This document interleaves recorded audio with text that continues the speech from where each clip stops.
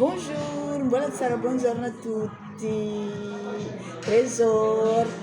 Hitanareo, efa niteneniko taminareo fa hoe misy professeur ho tonga akaiko hanapetrahantsika demande maromaro ho anareo zay mbola mianatra, ho anareo zay te ho tafa ny fianarana. Dia taraiky le interview malialy, dia zao le izy. Hikoragna aminazy atsika io, hiprésenteko aminareo le izy, mahay miteny malagasy. Donc zany mila mihaino anazy ianareo. Dia izy primatologue izy atsika, professeur amin'ny université de Madagascar. Dia tonga eto akaiky izy, dia omeko anareo izy miprésenter zavatra maromaro anareo. Dia comment zay ataonareo hoe entina mandeha mamaly le fagnotanianareo amin'ny magnaraka, satria fa tsy direct le vidéo.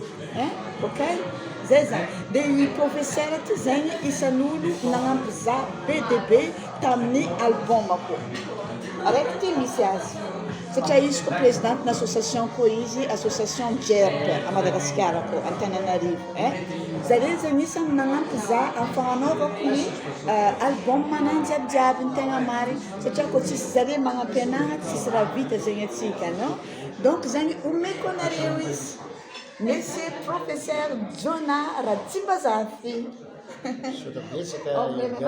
Sorabesaka ary tena faly miarabantsika rehetra.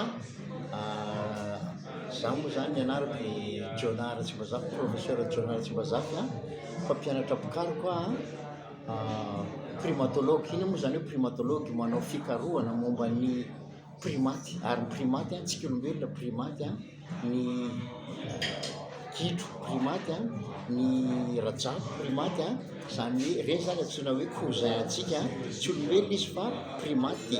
Za zany manao fikarohana momba an'izay.